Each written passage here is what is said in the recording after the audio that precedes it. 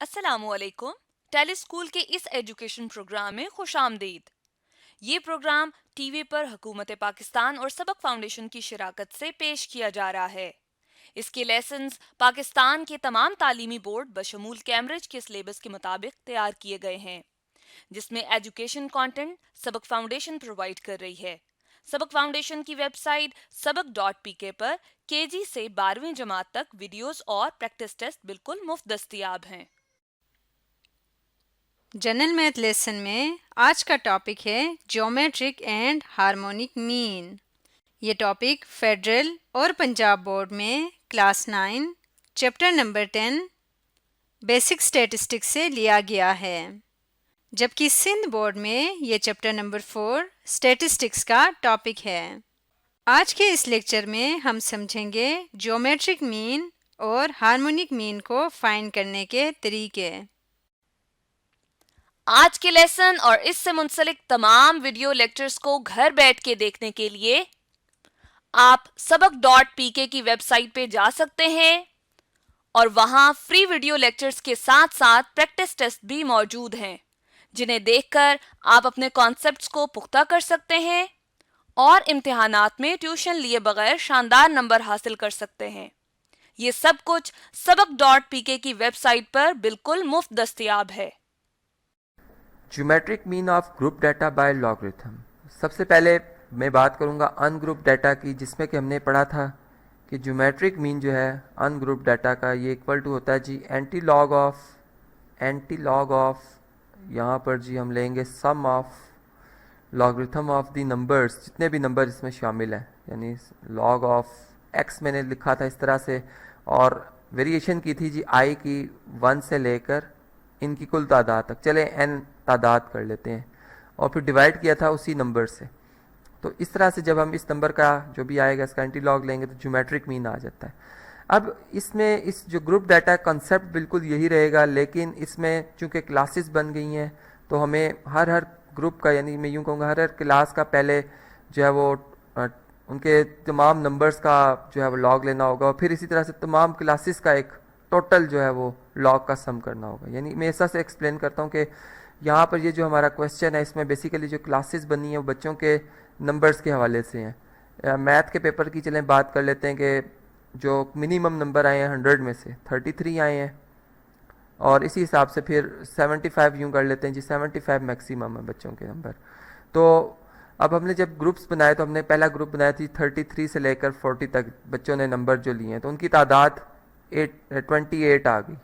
इस तरह से हमारे पास ये पहला ग्रुप बना, लेकिन अब हर बच्चे के डिफरेंट नंबर हैं। हमें यहाँ से ये नहीं पता चल रहा कि वो जो 28 बच्चों के नंबर आए हैं वो क्या आए हैं, तो हम एक इस ग्रुप की एक रिप्रेजेंटेटिव वैल्यू बनाएंगे जो कि हमें ये बताएगी कि भाई हर बच्चे के कितने एवरेज मार्क्स हैं।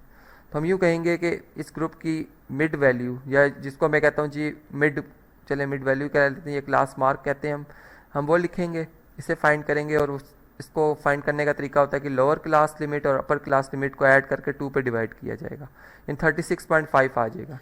अब ये 36.5 हर बच्चे के नंबर को रिप्रेजेंट कर रहा है, यानी अगर 28 बच्चे हैं तो हर बच्चे के 36.5 नंबर, तो इनको अगर मल्टीप्लाई कर दिया जाए तो उनके तमाम बच्चों के 28 जो स्टूडेंट्स उनके नंबर आ जाएंगे सम की शेप में। लेकिन अगर मैं इस नंबर का लॉग ले लूँ पहले, और चूंकि हमने लॉग की मदद से सॉल्व करना, हमने यहाँ पे मैंने आपको बताया था कि लॉग का सम करेंगे। अब यहाँ पे लॉग लिया एक वैल्यू का, और चूंकि हर बच्चे की हम एवरेज बात करें कि एक जैसे नंबर है, तो इसका मतलब है कि 28 स्टूडेंट है तो 28 दफ़ा ये नंबर ऐड होगा। तो जिसको अगर हम सिंपल बनाएं तो हम यूँ कहेंगे कि अगर हम इसको 28 से मल्टीप्लाई कर लें तो हम डायरेक्ट उन 28 का सम निकाल सकते हैं। तो यहाँ से फिर इस ग्रुप का हमारे पास लॉग की वैल्यू का सम आ गया जो कि 43.7442 आया। इसी तरह से फिर सेकंड ग्रुप की बात की, उनकी एवरेज फाइंड की, लॉग फाइंड किया, और फिर उसकी फ्रीक्वेंसी से मल्टीप्लाई किया तो ये वैल्यू आ गई। इससे ये तमाम वैल्यूज़ हमने यहाँ पे फाइंड की, और फिर इनका टोटल हमने कर लिया। यानी बिल्कुल आप समझ गए कि ये वही कंसेप्ट आया जो कि मैं आपको अनग्रुप डाटा का बता रहा था। तो इस तरह से मैं कहूँगा कि फिर ग्रुप डाटा में जो ज्योमेट्रिक मीन होगा उसमें भी हम एंटी लॉग ही लेंगे, सेम एंटी लॉग ऑफ, लेकिन यहाँ पर जो लॉग है, चूँकि ग्रुप्स बन गए हैं और हर ग्रुप की अपनी फ्रीक्वेंसी है, तो इस हिसाब से जो हमने पहले प्रोडक्ट लिया था एफ, यानी जो हर क्लास की अपनी फ्रीक्वेंसी है, इसको मैं यहाँ पे चूँकि हमारे पास 5 क्लासेस बन रही, चलें इसमें भी हम कोई वेरिएशन कर लेते हैं, जे कर लेते हैं। इसमें जे की वेरिएशन 1 से लेकर 5 ग्रुप बने तो 5 तक कर लेंगे। और फिर उसका जो प्रोडक्ट लिया गया वो log ऑफ एक्स से लिया गया, यानी वो जो उस ग्रुप में अगर 28 स्टूडेंट है तो 28 से, और फिर इसी तरीके से अगर जनरल बात करें तो हम उन तमाम का अपनी अपनी ग्रुप के साथ जो है उनका क्या कर रहे हैं जी, फिर उसकी फ्रीक्वेंसी को उससे मल्टीप्लाई करके लॉग से, और फिर इनकी जो टोटल फ्रीक्वेंसी, यानी जिसका यहाँ पर एन टोटल नंबर थे, तादाद थी, यहाँ पर टोटल तादाद जो है इनकी अगर सम किया जाए तो 85 बनती है। हम यहाँ पर यानी सिग्मा एफ कर देंगे, सिग्मा एफ से इसको डिवाइड करेंगे और फिर ये जो आंसर आएगा इसका एंटी लॉग ले लेंगे। तो चलें इसको कैलकुलेट भी करते हैं, जैसे मैं आपको बता ही रहा हूँ। अगर इनकी वैल्यूज़ इसमें सब्सिट्यूट कर ली जाएँ तो हमारे पास क्या आंसर आता है, अब इसको समझते हैं कि यहाँ पर हम लिखेंगे एंटी लॉग ऑफ, चलें इसको भी लिखते हैं जी, एंटी लॉग ऑफ ये जो हमारे पास सम बना है तमाम ग्रुप्स का, पहले अलग अलग और फिर इनका जो टोटल हमने किया, तो ये 141.7369 आया, और टोटल जो इनकी तादाद है, फ्रीक्वेंसी है, वो 85 है। अब इस नंबर को अगर 85 पे डिवाइड कर दिया जाए तो हमारे पास जो जवाब आता है, अब इसको देखते हैं जी। ये हमारे पास जवाब आ रहा है 1 पॉइंट, चलिए इधर मैं लिख देता हूँ इधर दोबारा, ज्योमेट्रिक मीन इक्वल टू, ये हमारे पास आ रहा है जी एंटी लॉग ऑफ नंबर, और नंबर है जी हमारे पास 0 पॉइंट, बल्कि सॉरी 1.1664749 है। और अब चूंकि इसमें करेक्टरिस्टिक 1 है, मैंटिसा इसका जो है वो 0.66749 है, जिसको हम एंटी लॉग के टेबल में मैंटिसा की वैल्यू देखेंगे तो हमें एक नंबर यहाँ पर लिखा हुआ नज़र आएगा। टेबल में तरीका आपको बताया हुआ जी हमने, ये हमारे पास नंबर आएगा 4650, जिसको आप कैलकुलेटर से भी फाइंड कर सकते हैं।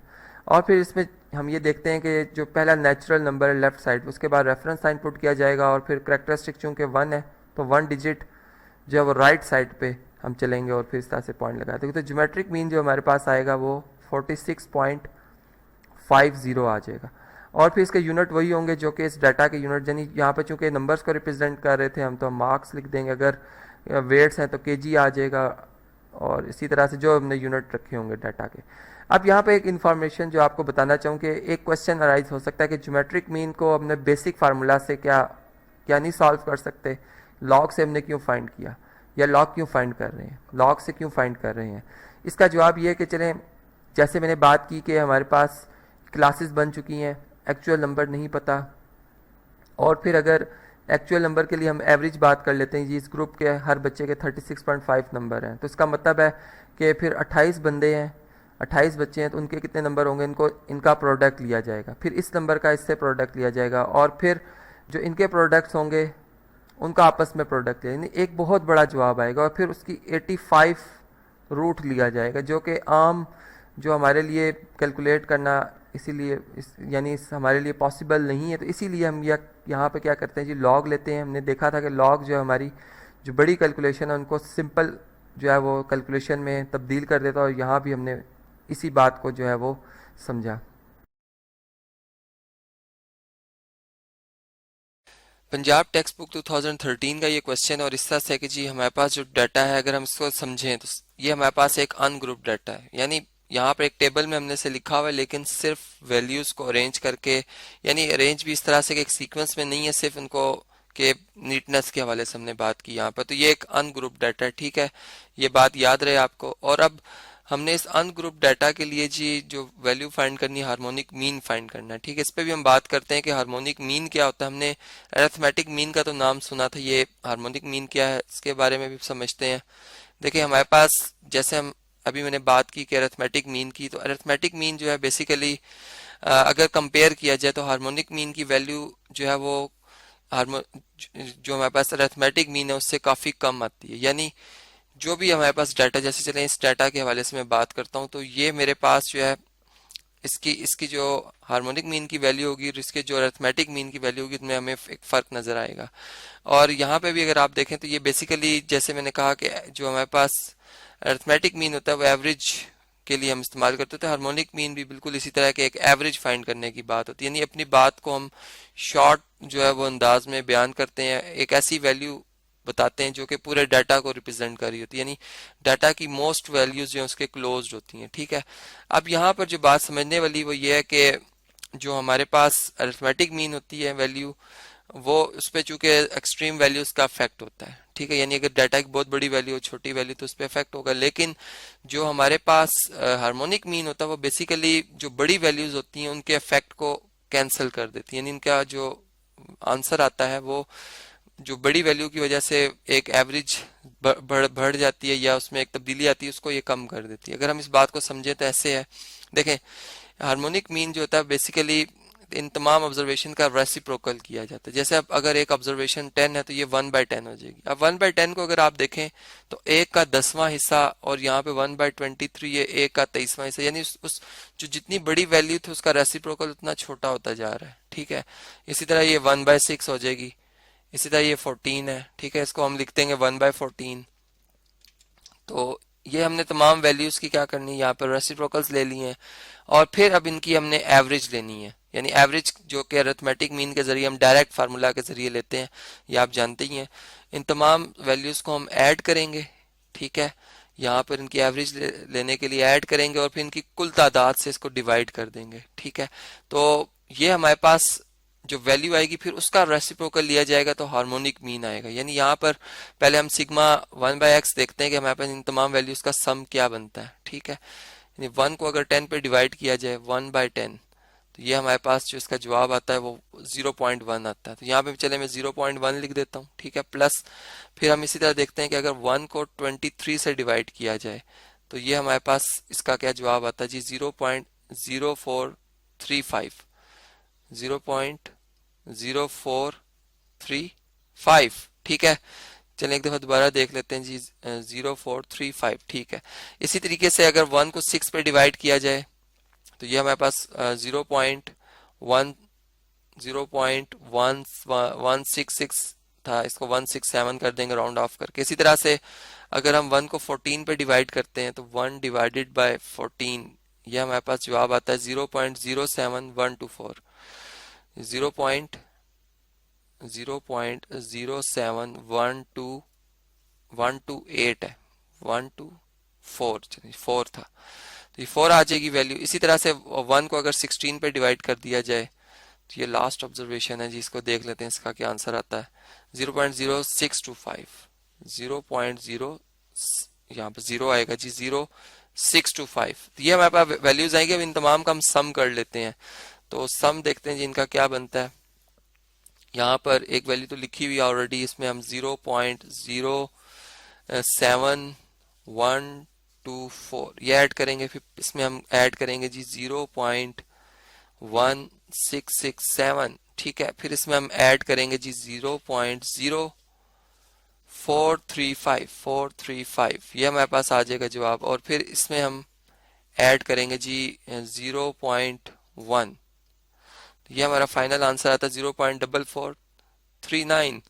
0.4439। ठीक है, तो ये हमारे पास सम ऑफ द ऑब्जर्वेशन है। अब आप जैसे जानते हैं एवरेज लेने के लिए हम इनकी कुल तादाद से डिवाइड करते हैं तो हार्मोनिक मीन जो बनेगा जिसको हम H.M से रिप्रेजेंट करते हैं, ये बेसिकली रेसिप्रोकल है जी इनकी एवरेज का, यानी इन तमाम ऑब्जर्वेशन के रेसिप्रोकल्स का सम और फिर उसकी एवरेज का रेसिप्रोकल। तो डिवाइडेड बाय n को मैंने यहाँ पर न्यूमरेटर में लिख दिया, इसका रेसिप्रोकल लिख लिया, यानी अब हमारा डायरेक्ट जवाब जो है इसका हार्मोनिक मीन ही का आएगा, हमें रेसिप्रोकल नहीं लेना पड़ेगा। n जो है हमारे पास अगर हम काउंट करें तो 1 2 3 4 5 है और सम हमारे पास आया था जी 0.4439। ठीक है, 4439 आ गया।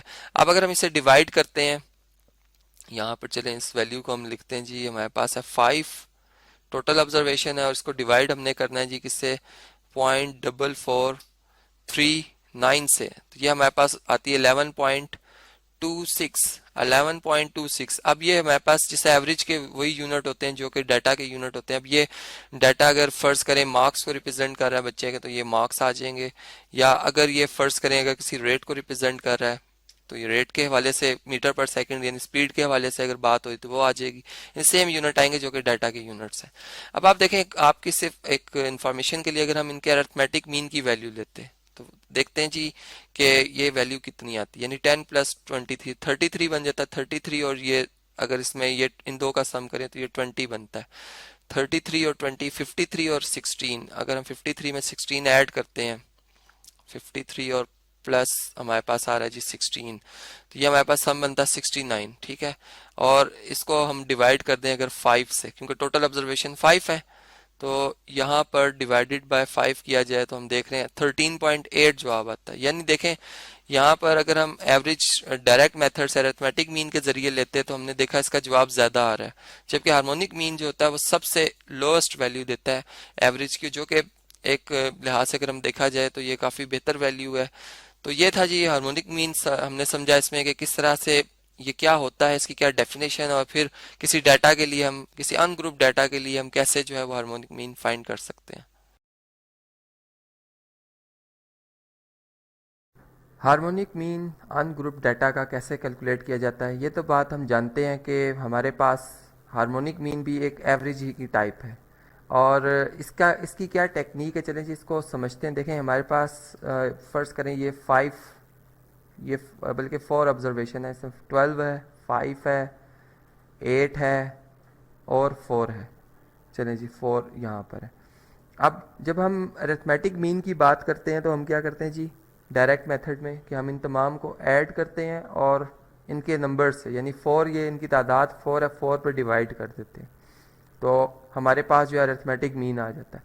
लेकिन अब हार्मोनिक मीन जो है इसमें थोड़ा सा डिफरेंस है, और वो डिफरेंस ये है कि आपने जो भी ऑब्जर्वेशन आपके पास आई हैं आप इन तमाम का 1 बाय 1 पहले रेसिप्रोकल करेंगे, यानी इनके मल्टीप्लिकेटिव इन्वर्सेस लिखेंगे। जैसे 12 का बनेगा जी 1 बाय 12, 5 का बन जाएगा 1/5, इसी तरह 1 बाय 8, और यहाँ पे क्या आ जाएगा जी 1 बाय 4। और अगर मैं अब इन वैल्यूज़ को भी देख लूँ कि अगर 1 को 12 पर डिवाइड करें तो क्या जवाब आता है, ये जी हमारे पास जवाब आता है 0.0833। इसी तरह अगर हम 1 को 5 पर डिवाइड करते हैं हमारा जवाब आता है जी 0.2। इसी तरह 1 को अगर 8 पे डिवाइड कर दिया जाए तो ये जवाब आता है जी 0.125। और इसी तरह जो अगर 1 को 4 पर डिवाइड कर दिया जाए तो ये जवाब आता है हमारे पास 0.25। अब देखें जी ये हमारे पास ये तमाम ऑब्जर्वेशन जब आ गई तो हमने इनका सम करना है। यहाँ पर हम यूँ लिखेंगे जी सिग्मा 1 बाई एक्स वेरिएबल है, तमाम का सम करते हैं जी, इसको भी ऐड करेंगे, इसे भी ऐड करेंगे, ये तमाम इनका सम बनता है जी 0.6583, जो कि मैं यहाँ पर लिख देता हूँ। ये कितना बना जी 0.6583। अब आप देखें कि हमने चूँकि मीन की बात की है, जैसे अरिथमेटिक मीन में हम क्या करते हैं एवरेज लेते हैं और एवरेज के लिए टोटल तादाद से डिवाइड किया जाता है, लेकिन यहाँ पर हम इसको चलें डिवाइड करेंगे, यहाँ पर चलें हम इसको डिवाइड कर लेते हैं जी, लेकिन ये हार्मोनिक मीन नहीं कहलाएगा इस वक्त। इस वक्त हम क्या करेंगे जी सिग्मा जो 1 बाई एक्स है इसको डिवाइड करेंगे इसकी कुल तादाद से। ठीक, ये चलें इसका आंसर देख लेते हैं क्या आता है हमारे पास। ये हमारे पास 0.6583 बन रहा है डिवाइडेड बाय 4। लेकिन जब हम हार्मोनिक मीन की बात करेंगे तो हार्मोनिक मीन जो है बेसिकली वो इसका रेसिप्रोकल है, यानी हम यूँ करेंगे कि रेसिप्रोकेट कर देंगे, n जो है तादाद ऊपर आ जाएगी जबकि सम जो है वो डिनोमिनेटर में आ जाएगा। और अब अगर हम इसकी वैल्यू को कैलकुलेट करते हैं तो हमें ये इस तरह से पता चलता है जी कि हार्मोनिक मीन जो h.m में लिख रहा हूँ जी हार्मोनिक मीन के लिए n4 है, इसको डिवाइड करें जी 0.6583 से तो ये जवाब हमारा आ जाता है जी 6.076। यानी ये थी जी टेक्निक हार्मोनिक मीन की। अगर मैं इसको अब जनरलाइज करना चाहूँ अनग्रुप डाटा के लिए तो हम इसको कैसे एक जनरल इसका फार्मूला कैसे बना सकते हैं। हम यूँ कहेंगे कि हमारे पास जो हार्मोनिक मीन है ये इक्वल टू होगा जी एन है कुल तादाद इनकी, divided by sigma 1 by x. और x क्या है जी, x हमारे पास ऑब्जर्वेशंस है, एक सेट है। यहाँ पे मैं यूँ बनाऊंगा जी, x एक सेट है जिसमें हमारे पास जो ऑब्जर्वेशन आ रही है उसमें x1 ऑब्जर्वेशन है, x2 ऑब्जर्वेशन है, x3 ऑब्जर्वेशन है, और इसी तरह करते करते जी लास्ट में हमारे पास nth ऑब्जर्वेशन है, इसमें वो तमाम ऑब्जर्वेशन आ रही है। तो इस तरह से फिर हम इस फार्मूला को इस्तेमाल करेंगे और हार्मोनिक मीन जो है वो फाइंड आउट कर लेंगे।